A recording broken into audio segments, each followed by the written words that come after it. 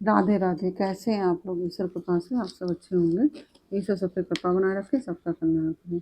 आज हम बताने जा रहे हैं श्रीमद् भागवत महापुराण के 10वें स्कंद का 49वां अध्याय। उसके पहले हम कहना चाहेंगे, यदि आपने हमारे चैनल को सब्सक्राइब नहीं किया तो प्लीज़ हमारे चैनल को सब्सक्राइब कर लीजिए और बेल आइकन बटन अवश्य दबा दीजिए, जिससे कि हमारे आने वाले सारे वीडियोज़ आपको प्राप्त हो सकें। यदि आपको कथा अच्छी लग रही है, समझ में आ रही है, तो वीडियो को लाइक से अवश्य कीजिए, कमेंट में राधे राधे अवश्य लिखिए। चलिए अब चलते हैं कथा की तरफ। श्रीमन्नारायणे नारायणे हरि हरि, भजमन्नारायणे नारायणे हरि हरि। तेरी लीला सबसे प्यारी प्यारी, हरि हरि। तेरी लीला सबसे न्यारी न्यारी, हरि हरि। श्रीमन्नारायणे नारायणे हरि हरि, भजमन्नारायणे नारायणे हरि हरि। राधे राधे। बोलो कृष्ण कन्हैया लाल की जय। श्री सुखदेव जी कहते हैं, परीक्षित भगवान के आज्ञा अनुसार अक्रूर जी हस्तिनापुर गए। वहाँ की एक वस्तु पर पूर्ववंशी नरपतियों की अमर कीर्ति की छाप लग रही है।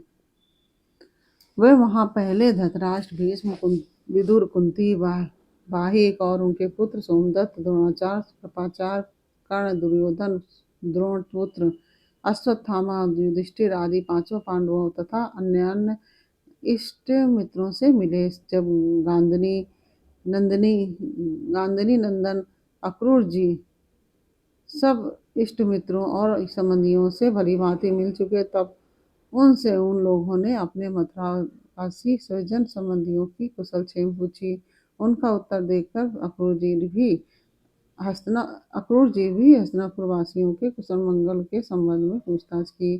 परीक्षित, अक्रूर जी यह जानने के लिए कि धृतराष्ट्र पांडवों के साथ कैसा व्यवहार करते हैं, कुछ महीनों तक वहीं रहे।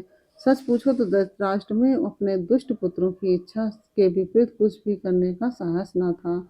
वे शकुनी आदि दुष्टों की सलाह के अनुसार ही काम करते थे। अक्रूर जी को कुंती और बुद्धूने ने बतलाया कि धृतराष्ट्र के लड़के दुर्योधन आदि पांडवों के प्रभाव और शस्त्र कौशल, बल, वीरता और विनय आदि सद्गुण देखकर उनसे जलते रहते हैं। जब वे यह देखते हैं कि प्रजा पांडवों से ही विशेष प्रेम रखती है, तब तो वे और भी चिढ़ जाते हैं और पांडवों का अनिष्ट करने पर उतारू हो जाते हैं।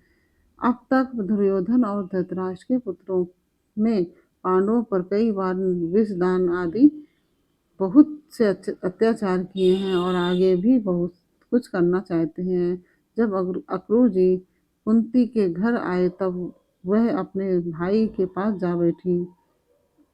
अक्रूर जी को देखकर कुंती के मन में अपने मायके की स्मृति जग गई और नेत्रों में आंसू भर आए। उन्होंने कहा कि प्यारे भाई, क्या कभी मेरे माँ बाप, भाई बहन, भतीजे, कुल की स्त्रियां और सखी सहेलियां मेरी याद करती हैं? मैंने सुना है कि हमारे भतीजे भगवान श्री कृष्ण और कमल नयन बलराम बड़े ही भक्तवत्सल और शरणागत रक्षक हैं। क्या वे कभी अपने इन फुफेरे भाइयों को भी याद करते हैं?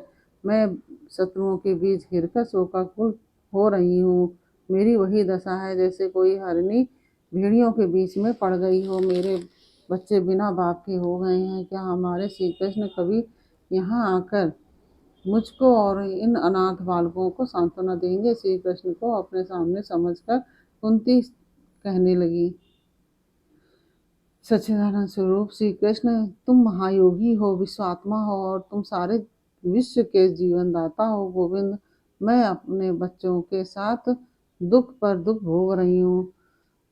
तुम्हारी शरण में आई हूँ, मेरी रक्षा करो, मेरे बच्चों को बचाओ। मेरे प्यारे कृष्ण, ये संसार में तुम है और तुम्हारे चरण मोक्ष देने वाले हैं। मैं देखती हूँ कि जो लोग इस संसार से डरे हुए हैं, उनके लिए तुम्हारे चरण कमलों के अतिरिक्त और कोई शरण और कोई सहारा नहीं है। श्री कृष्ण, तुम माया के लेस से रहित परम शुद्ध हो। तुम स्वयं परब्रह्म परमात्मा हो, समस्त साधनों, योगों और उपायों के स्वामी हो तथा स्वयं योग भी हो। श्री कृष्ण, मैं तुम्हारी शरण में आई हूँ, तुम मेरी रक्षा करो। श्री सुखदेव जी कहते हैं, परीक्षित, तुम्हारी परदादी कुंती इस प्रकार सगे संबंधियों और अंत में जगदीश्वर भगवान श्री कृष्ण को स्मरण करके अत्यंत दुखित हो गई और फपक फपक कर रोने लगी।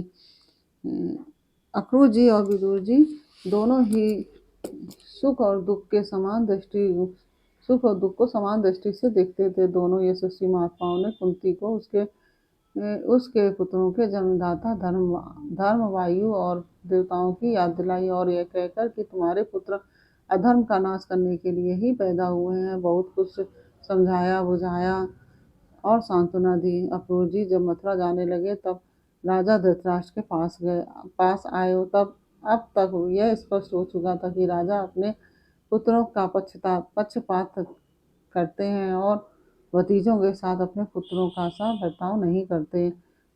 अब अक्रूर जी ने कौरवों की भरी सभा में श्री कृष्ण और बलराम जी आदि के हितैषिता से भरा संदेश कह सुनाया। अक्रूर जी ने कहा कि महाराज धृतराष्ट्र जी, आप कुरुवंशियों की उज्जवल कीर्ति को और भी बढ़ाइए। आपको यह काम विशेष रूप से इसलिए भी करना चाहिए कि अपने भाई पांडु के परलोक सिधार जाने पर अब अब आप राज सिंहासन के अधिकारी हुए हैं। आप धर्म से पृथ्वी का पालन कीजिए। आपने अपने सद्व्यवहार से प्रजा को प्रसन्न रखिए और अपने स्वजनों के साथ समान बर्ताव कीजिए। ऐसा करने से ही आपको लोक में यश और परलोक में सद्गति प्राप्त होगी। यदि आप इसके विपरीत आचरण करेंगे तो इस लोक में आपकी निंदा होगी और मरने के बाद आपको नरक में जाना पड़ेगा।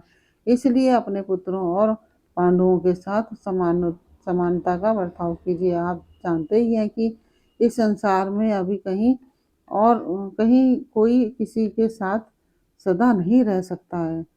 जिनमें जुड़े हुए हैं सदा नहीं रह सकता, जिनसे जुड़े हुए हैं उनसे एक दिन बिछुड़ना पड़ेगा ही। राजन, यह बात अपने शरीर के लिए भी सुलभ आने सत्य है। फिर स्त्री पुत्र धन आदि को छोड़कर जाना पड़ेगा। इसके विषय में तो कहना ही क्या है। जीव अकेला ही पैदा होता है और अकेला ही मरकर जाता है। अपनी करनी का पाप पुण्य का फल भी अकेला ही भुगतता है। जिन स्त्री पुत्रों को हम अपना समझते हैं वे तो हम तुम्हारे अपने हैं। हमारा भरण पोषण करना तुम्हारा धर्म है। इस प्रकार की बातें बनाकर मूर्ख प्राणी के धर्म से इकट्ठे किए हुए धन को लूट लेते हैं। जैसे जल में रहने वाले जंतुओं के सर्वस्व जल को उन्हीं के संबंधी चाट जाते हैं, वे मूर्ख जीव जिन्हें अपना समझकर अधर्म करके भी पालता पोसता है, वही प्राण धन और पुत्र आदि इस जीव को असंतुष्ट छोड़कर ही चले जाते हैं। जो अपने धर्म से विमुख है, सच पूछिए तो वह अपना लौकिक स्वार्थ भी नहीं जानता। जिनके लिए वह अधर्म करता है, वे तो उसे छोड़ ही देंगे। उसे कभी असंतोष का अनुभव न होगा और वह अपने पापों की गठरी सिर पर लादकर स्वयं घोर नरक में जाएगा। इसलिए महाराज, यह बात समझ लीजिए कि यह दुनिया 4 दिन की चांदनी है, सपने का खिलवाड़ है, जादू का तमाशा है और है मनोराज्य मात्र। आप अपने प्रयत्न से, अपनी शक्ति से चित्त को रोकिए, ममतावश पक्षपात न कीजिए। आप समर्थ हैं, समत्व में स्थित हो जाइए और इस संसार की ओर से उपराम शांत हो जाइए। राजा धृतराष्ट्र ने कहा कि दानपते अक्रूर जी, आप मेरे कल्याण की भले ही बात कह रहे हैं। जैसे मरने वाले को अमृत मिल जाए और वह उससे तृप्त नहीं हो सकता, वैसे ही मैं भी आपकी इन बातों से तृप्त नहीं हो रहा हूँ। फिर भी हमारे हितैषी अक्रूर जी, मेरे चंचल चित्त में आपकी यह प्रिय शिक्षा तनिक भी नहीं ठहर रही है, क्योंकि मेरा हृदय पुत्रों की ममता के कारण अत्यंत विषम हो गया है।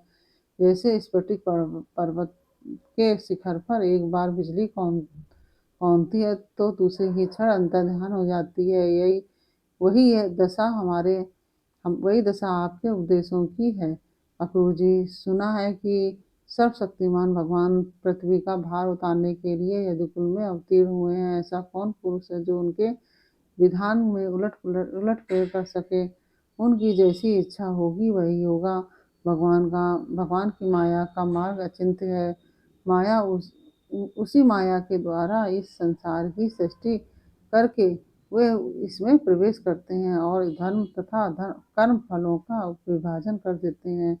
इस संसार चक्र की वे रोक टोक चाल में उनकी अचिंत्य लीला शक्ति के अतिरिक्त और कोई कारण नहीं है।